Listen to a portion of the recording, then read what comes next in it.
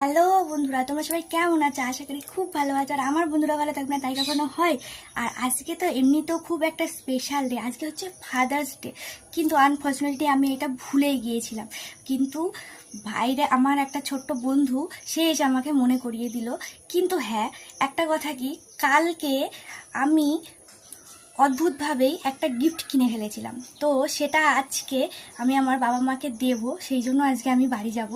তো কি গিফট কিনেছি চলো তোমাদেরকে আমি দেখাই।